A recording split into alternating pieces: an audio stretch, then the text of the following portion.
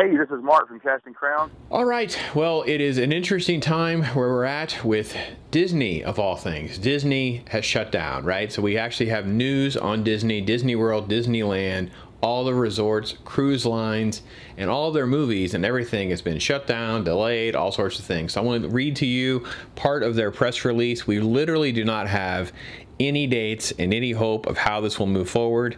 You can go to disneyworld.disney.go.com. Their stock fell another 8% today, or more, which last I checked, 8% more because of this news that they will not be opening again. And it basically just says that all their theme parks, their hotels, Disney Springs, they're closed and the reopening dates have not been identified. So one of the questions I had was, my thoughts on when they're going to reopen? And right now, President and leadership has encouraged everyone to stay home, to stay with the current practices at least through April. So that puts us probably at, that probably puts us at mid-May at best. You know, I don't know.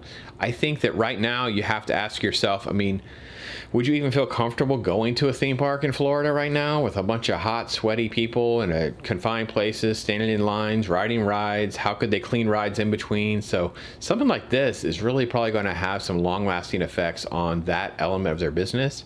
I think that maybe some of the cruise lines and some of those things could possibly come up with some strategies to reduce capacity, some different ways they could have activities and stuff. So I think that may come up and start running again in, you know, again, May, June, with all things considered, on its current path in a positive way.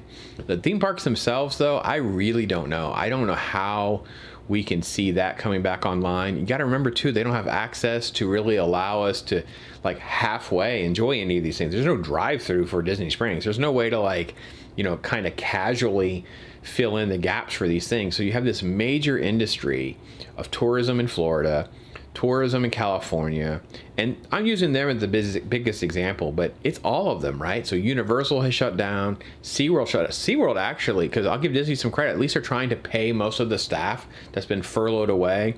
Executives have announced, you know, that these high expensive CEOs that are earning this massive salary, they've massively taken pay cuts, so the employees are getting paid for now. But SeaWorld can't keep doing that. They announced that will end April 1st, so I'm not sure what will happen with SeaWorld. That has to be a very expensive theme park and experience to run, zoos and things like that with animal husbandry and stuff. That's got to be very expensive. So you got to think about the devastating part of like the Busch Gardens, SeaWorlds around the country and what the impact will be for them. I did want to say too that I think that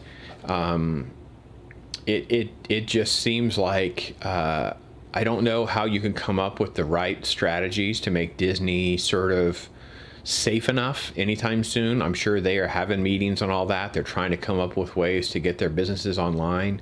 And I think right now it's kind of a good indicator of when we'll see things shift in society and culture, right?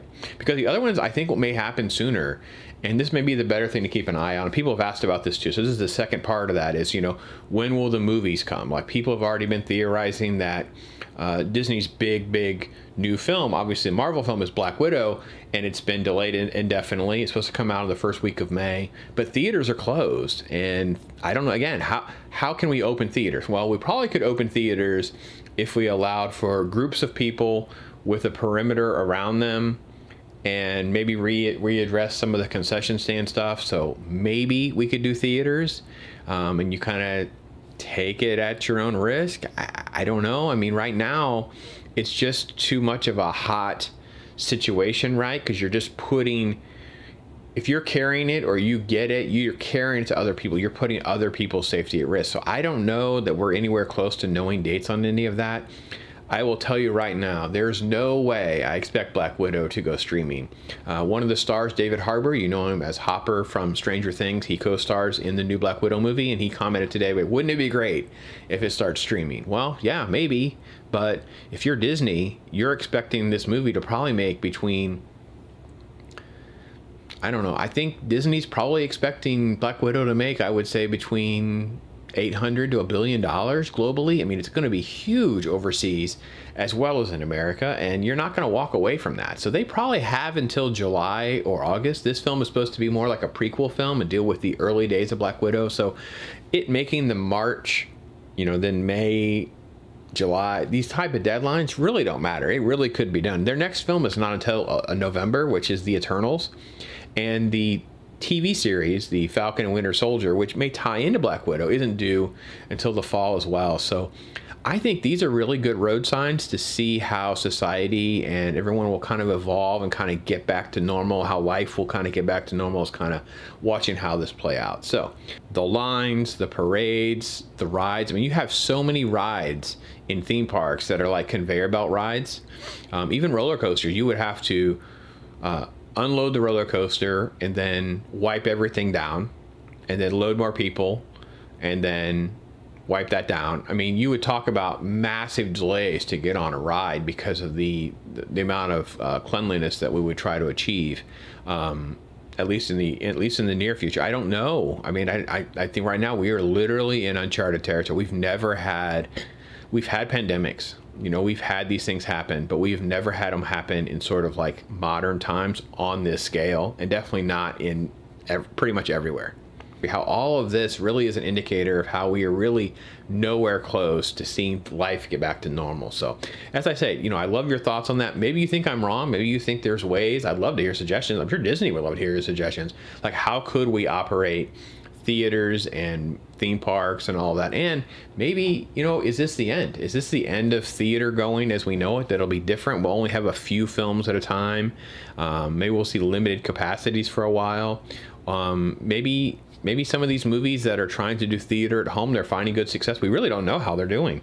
Tons of movies are available right now where you can kind of have this like $20 rental for a couple days instead of going to a theater. I don't know about you, but that's kind of an expensive ordeal, right? When you compare that, I can own it for $20. So lots of stuff to watch. We had done videos on that. So anyway, tell me what you think about that. Do you think Disney's plans, or how do you think it's going to kind of play out for them? So this is Kevin Murphy from Riff Tracks and Mystery Science Theater 3000.